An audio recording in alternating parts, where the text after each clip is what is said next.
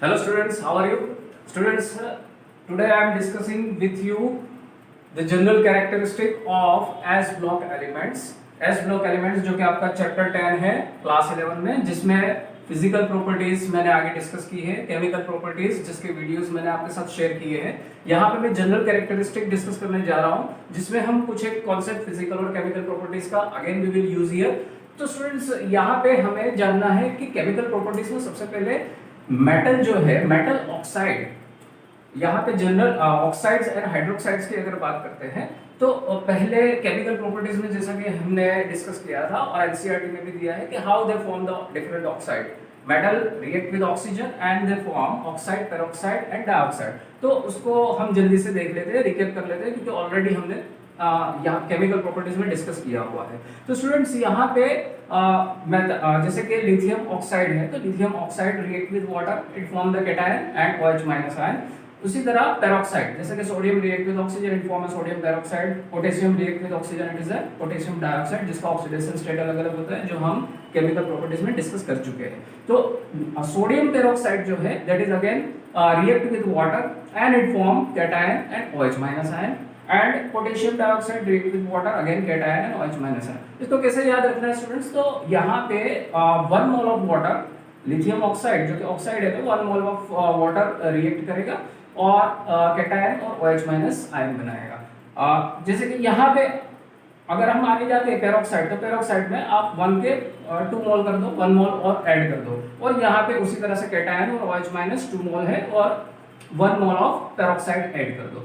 और आगे जाओ तो पोटेशियम डाइऑक्साइड के साथ अगर 2 मोल ऑफ वाटर, ठीक है। अगर यहाँ पे 2 मोल ऑफ वाटर हम ऐड करते हैं तो कैटायन और OH माइनस ठीक उसी तरह फिर से वही H2O2 ऐड किया, यहाँ पे और एडिशन आएगा ऑक्सीजन का, ठीक है। तो आप इसको याद रख सकते हैं। और यहाँ पे हम जो पोटेशियम डाइऑक्साइड लेते हैं वो 2 मोल लेते हैं, तो उसको याद रखना आसान है, ठीक है। एनसीईआरटी में भी दिया है, आप उसको एक जनरल तरीके से याद कर सकते हैं। तो स्टूडेंट, यहाँ पे समझना ये है कि मेटल अगर डायरेक्ट रिएक्ट करती है वाटर के साथ तो भी वो कैटायन और OH माइनस देती है। अगर मेटल ऑक्साइड रिएक्ट करते हैं तो भी कैटायन और OH माइनस देते हैं। अगर फर्क कहाँ पे पड़ता है कि यहाँ पे पेरोक्साइड के केस में पेरोक्साइड है और डाइऑक्साइड के केस में पेरोक्साइड भी है और ऑक्सीजन भी लिबरेट हो रहा है, ठीक है। तो ये डिफरेंस हम as a part of the questions understanding, as a part of analysis याद रख सकते हैं, ठीक है। जैसे कि एनसीईआरटी में दिया हुआ है, they are all white crystalline solid and they evolve more heat and that is in terms of hydration enthalpy, क्योंकि इसकी हाइड्रेशन एंथैल्पी हायर है तो it shows much evolution of heat. तो स्टूडेंट्स, यहाँ पे और एक बात जो पॉइंट हमें समझना है वो ये है कि दिस मेटल ऑक्साइड, जो अल्कली मेटल ऑक्साइड है, they are dissolved freely in water when it react with water। क्यों? क्योंकि यहाँ पे जो मेटल ऑक्साइड बॉन्ड है तो उसकी जो आयोनाइजेशन एंथैल्पी है, lithium oxide, sodium peroxide, potassium dioxide, इसमें जो MO बॉन्ड है उसकी आयोनाइजेशन एंथैल्पी लोअर है। Due to low ionization enthalpy of this oxide it can be broken easily. So once it broken easily it means के यहाँ पे क्या हो जाएगा, वो फ्री हो जाएंगे, और फ्री हो जाएंगे मतलब कि they can dissolve freely। So this metal oxide of alkali metal they dissolve freely due to lower ionization enthalpy and उसकी वजह से वो क्या है, highly soluble in water। और आपने देखा भी होगा, आपने अर्लियर भी सीखा है कि अल्कली मेटल जो है वो बेस बनाते हैं, हाइड्रोक्साइड बनाते हैं, और उसको अल्कली इसीलिए कहा जाता है क्योंकि वो वाटर सोल्यूबल है। अब ये वाटर सोल्यूबल क्यों है तो ये आपको यहां से पता चल गया होगा। और स्टूडेंट्स, यहाँ पे लिथियम हाइड्रोक्साइड के अलावा सभी दूसरे जो हाइड्रोक्साइड है थर्मली स्टेबल है। इसका मतलब ये है कि once it form metal hydroxide तो वो जल्दी से टूटेंगे नहीं, मतलब कि वो स्टेबल रहेंगे, मतलब कि उसकी रिएक्टिविटी जो है वो रिएक्टिविटी ज्यादा है एक्सेप्ट ओनली लिथियम हाइड्रोक्साइड। तो ठीक है स्टूडेंट्स, यहाँ पे ये ऑक्साइड और हाइड्रोक्साइड की बात हो गई। तो स्टूडेंट्स, यहाँ पे जो टिपिकल सेगमेंट आता है वो हैलाइड का है, क्योंकि हैलाइड हमें, अब हम जब हैलाइड की बात करते हैं तो more over the salts which are in form of halide, और जब अल्कली और हैलाइड है तब तो बात ही क्या पूछनी, क्योंकि एक तरफ अल्कली जो जल्दी से लूज करेगा इलेक्ट्रॉन, दूसरी तरफ हैलाइड हैलोजन जो गेन करेगा, और इसी के चलते जो कंपेंसेशन है तो सॉल्ट्स जो है वो हैलाइड में सबसे ज्यादा होते हैं। तो काफी कुछ हम डिस्कस कर रहे हैं यहाँ पे हैलाइड में। तो स्टूडेंट्स सबसे पहले तो ये जो हैलाइड बनते हैं वो हैलाइड ज्यादातर ऑक्साइड, कार्बोनेट या सल्फेट सॉल्ट में से बनाए जाते हैं। Let's see.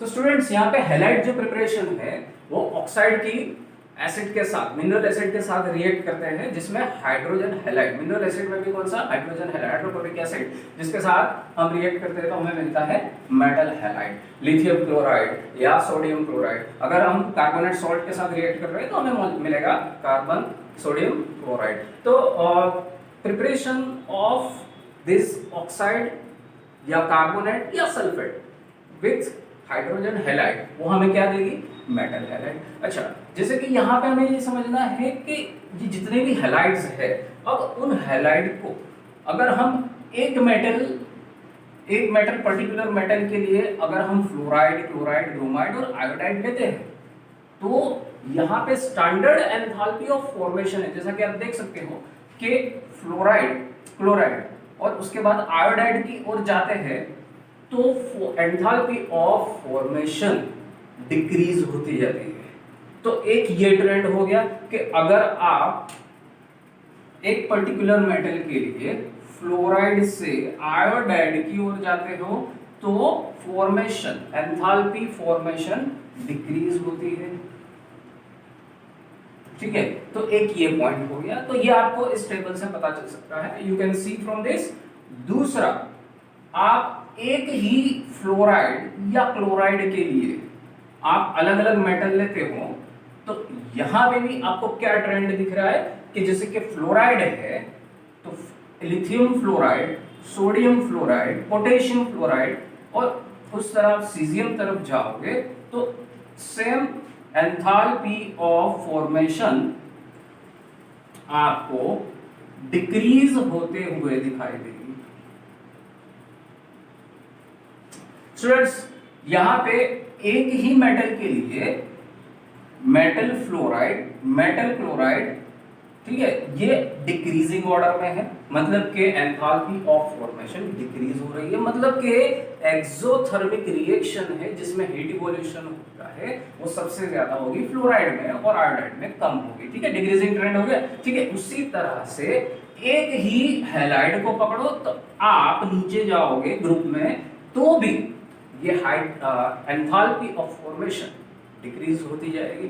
तो कुल मिला के बात ये हो गई कि मेटल फ्लोराइड जो आप लेते हो, जिसमें आप अगर लिथियम फ्लोराइड लेते हो, उसकी एंथैल्पी ऑफ फॉर्मेशन सबसे हाईएस्ट हो गई। पूरे ग्रुप में आप लिथियम फ्लोराइड से लिथियम आयोडाइड की ओर जाओ या तो लिथियम फ्लोराइड से सीजियम फ्लोराइड की ओर जाओ, आपको सबसे ज्यादा एंथैल्पी ऑफ फॉर्मेशन किसकी मिलेगी, लिथियम फ्लोराइड की। ठीक है, तो ये पार्ट आपका क्लियर हो गया।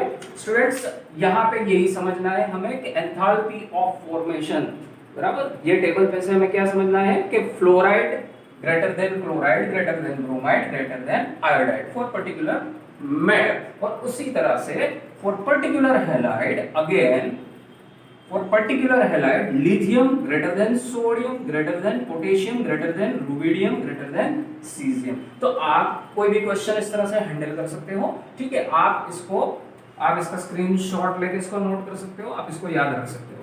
ठीक है स्टूडेंट,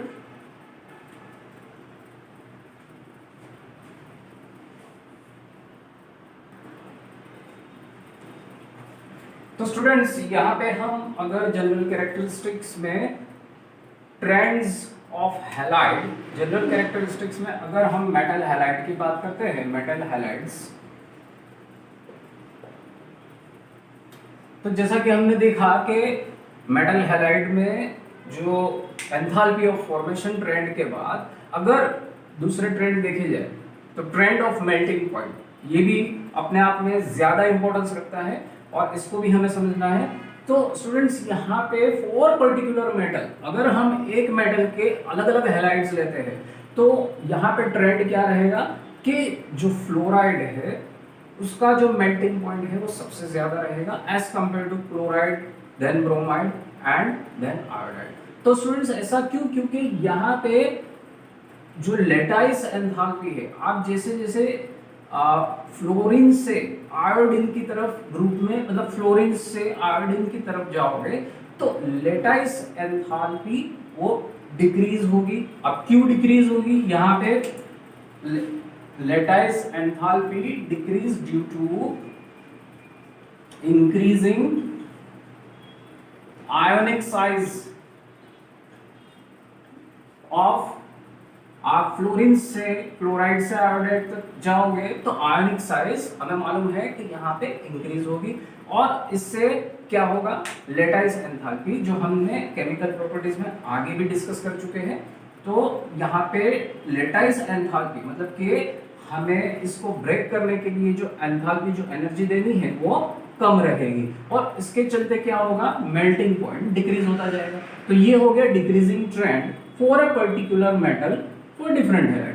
अच्छा, अभी फॉर द सेम हैलाइड अगर हम अलग अलग मेटल लेते हैं तो यहाँ पे देखिए उसी तरह से हम यहाँ पे कंसिडर करना है, लेकिन थोड़ा सा अलग है।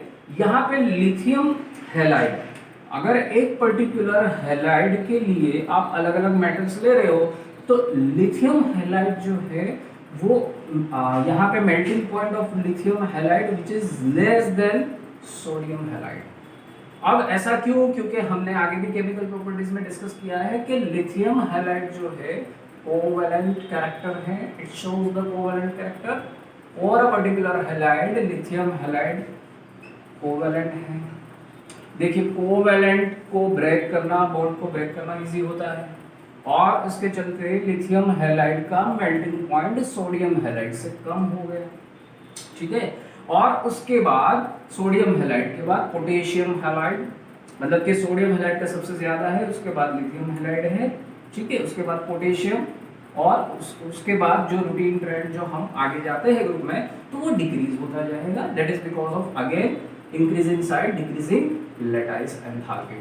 तो यहाँ पे कॉन्ट्रास्ट एक आप ये भी समझ सकते हैं, कौन सा कॉन्ट्रास्ट? कि जब आप मेल्टिंग पॉइंट सिर्फ एलिमेंट के लिए बात करते हैं तो वहां पे लिथियम का मेल्टिंग पॉइंट सबसे हाईएस्ट है, ठीक है। वो क्यों है वो हमने डिस्कस किया था फिजिकल प्रॉपर्टीज में। बट जब हैलाइड की बात कर रहे हैं यहाँ पे तो lithium halide due to covalent character उसका मेल्टिंग पॉइंट सोडियम हैलाइड के नीचे आ जाता है, ठीक है। अच्छा, अभी यहाँ पे जो बात की हमने ट्रेंड्स ऑफ मेल्टिंग पॉइंट की, अभी जो हम बात कर रहे हैं तो दूसरा जो एक ट्रेंड है वो सॉल्युबिलिटी का ट्रेंड है हैलाइड में। तो स्टूडेंट्स जैसे कि मैंने आपको कहा कि हैलाइड बहुत कोर सेगमेंट है, इंपॉर्टेंट सेगमेंट है, जिसमें हमने address for enthalpy of the formation, then melting point, then solubility, ये सभी बहुत ही अपने आप में इंपॉर्टेंस है, जिसको ऑब्जेक्टिव में भी पूछ सकते हैं, ये ट्रेंड पूछ सकते हैं, डिक्रीजिंग ऑर्डर पूछ सकते हैं। तो आपको कंसेप्चुअल आप जैसे जैसे लर्न करोगे आपको दिमाग में सही तरह से बैठ जाएगा। तो स्टूडेंट्स यहाँ पे अगर हम सॉल्युबिलिटी ट्रेंड समझते हैं तो यहाँ पे दो चीजें हमें कंसिडर करनी है, क्योंकि एक बात सॉल्युबिलिटी की है। मेल्टिंग पॉइंट के लिए हम सिर्फ लेटाइस एंथैल्पी की बात करते थे, लेकिन अगर हम ये लेटाइस एंथैल्पी की बात सिर्फ मेल्टिंग पॉइंट में लेटाइस एंथैल्पी की बात करते हैं, लेकिन यहाँ पे जब हम सॉल्युबिलिटी की बात करते हैं तो दो चीजें कंसिडर होती है। तो स्टूडेंट्स इसको ध्यान से समझिए, यहाँ पे हम लेटाइस एंथैल्पी और हाइड्रेशन एंथैल्पी दोनों का एक डेलिकेट डिफरेंस रहता है, जिसको कंपेंसेट करके फिर देखा जाता है कि यहाँ पे सॉल्युबिलिटी इंक्रीज हो रही है, डिक्रीज हो रही है। तो स्टूडेंट्स यहाँ पे जब हम सॉल्युबिलिटी की बात करते हैं तो सबसे पहले अगर हमने लिथियम को लिया तो फॉर अ पर्टिकुलर मेटल, अगर हम सॉल्युबिलिटी में फॉर पर्टिकुलर मेटल जैसे कि लिथियम है तो लिथियम फ्लोराइड की सॉल्युबिलिटी दूसरे हैलाइड अगर हम कंपेयर करें lithium fluoride which is greater than lithium chloride, lithium bromide, lithium iodide. Students समझ लीजिए कि यहाँ पे lithium fluoride as compare to other halide ज्यादा सोल्यूबल होगा। अलबत्ता अगर हम बात करें तो लिथियम फ्लोराइड स्पेरिंगली सोल्यूबल है, not fully soluble, sparingly low soluble है, स्पेरिंगली सॉल्युबल, बट ये सारे के सारे इनसॉल्युबल है, वाटर इनसॉल्युबल। तो स्टूडेंट समझिए कि लिथियम फ्लोराइड स्पेरिंगली सॉल्युबल है, क्योंकि हमने केमिकल प्रॉपर्टीज में भी डिस्कस किया था कि ये पार्शियली आयनिक कैरेक्टर दिखाता है, इसलिए ये थोड़ा सा सॉल्युबल है, बट आगे कोवेलेंस इंक्रीज होती है, कोवेलेंट कैरेक्टर इंक्रीज हो रहा है, और इसलिए ये सब वाटर इनसॉल्युबल हो रहे हैं, सॉल्युबिलिटी डिक्रीज होती जाती है। ठीक है स्टूडेंट्स, तो यहाँ पे फॉर अ पर्टिकुलर मेटल हमने देखा, ठीक है, तो यहाँ पे क्या होता है कि सॉल्युबिलिटी जो है इसकी कम है, बाकी सब जो सॉल्युबिलिटी डिक्रीज होती जा रही है। तो स्टूडेंट्स यहाँ पे अगर हम उसी चीज को अगर हम दूसरे हैलाइड में अगर सोडियम के साथ देखते हैं, सपोज के अगर हम पर्टिकुलर मेटल के लिए सोडियम लिया हमने, समझो कि सोडियम है, तो सोडियम फ्लोराइड अगर इसकी कंपैरिजन करते हैं, sodium fluoride, sodium chloride, sodium bromide और आयोडाइड, तो यहाँ पे जैसे कि सॉल्युबिलिटी डिक्रीज हो रही है, ठीक है, यहाँ पे तो डिक्रीज हो रही है लिथियम के केस में, क्या सोडियम के केस में ऐसा होगा? अगर आपने सोडियम लिया और डिफरेंट फ्लोराइड पे जा रहे हो,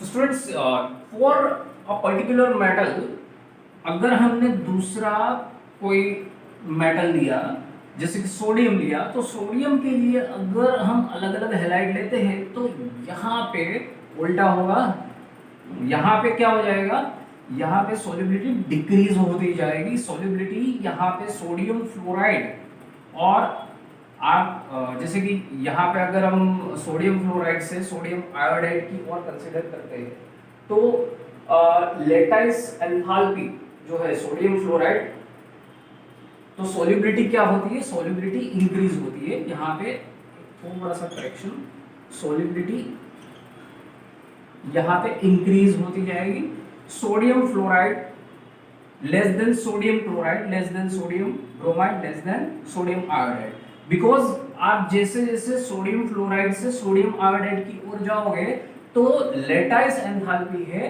वो डिक्रीज होती जाएगी। अभी आपको मालूम है क्यों, ठीक है, क्यों decreasing lattice enthalpy, because of increasing in size of the anion, ठीक है। तो जैसे कि लिथियम फ्लोराइड में हमने देखा कोवेलेंट कैरेक्टर के हिसाब से सॉल्युबिलिटी डिक्रीज हो रही है और बिल्कुल ही इनसॉल्युबल है ये तो, बट अगर हम सोडियम को लेते हैं तो यहाँ पे सॉल्युबिलिटी इंक्रीज होती जाएगी, तो सोडियम फ्लोराइड से सोडियम आयोडाइड की और सॉल्युबिलिटी इंक्रीज होती है, ठीक है।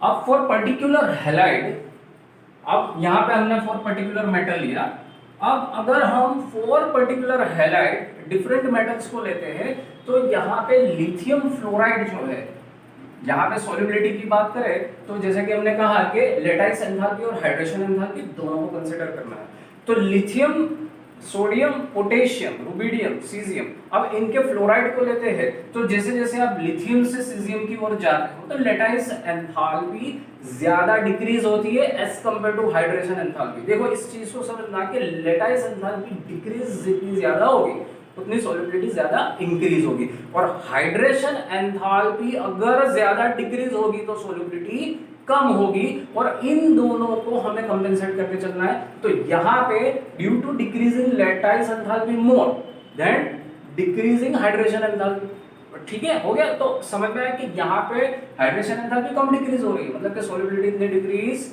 नहीं होगी, यहाँ पे आप जाते जाओगे नीचे और लेटाइस एंथैल्पी डिक्रीज हो रही है, मतलब कि सॉल्युबिलिटी इंक्रीज, जितने डिक्रीज लेटाइस एंथैल्पी इतनी सॉल्युबिलिटी इंक्रीज, और जितनी कम डिक्रीज हाइड्रेशन एंथैल्पी इतनी सॉल्युबिलिटी इंक्रीज। इसके चलते क्या होता है कि लिथियम फ्लोराइड से सीजियम फ्लोराइड की ओर आपको सॉल्युबिलिटी इंक्रीज होती मिलेगी, ठीक है। अगर ये बात अगर हम दूसरे हैलाइड के लिए मतलब क्लोराइड, ब्रोमाइड या आयोडाइड के लिए फिक्स करते हैं तो यहाँ पे ट्रेंड समझ लो कि सबसे पहले जैसे कि लिथियम हैलाइड का हमने बताया कोवैलेंसी की वजह से कम है सॉल्युबिलिटी, तो हम बात करेंगे बाकी के हैलाइड मतलब के बाकी के मेटल के हैलाइड मतलब सोडियम से सीजियम की ओर ये सॉल्युबिलिटी जो है वो डिक्रीज होगी, solubility decreasing from sodium halide to caesium halide. अब आपको पता चल गया कि यहाँ पे लेटाइस एंथैल्पी डिक्रीज तो हो रही है, लेकिन उससे ज्यादा डिक्रीज क्या हो रहा है,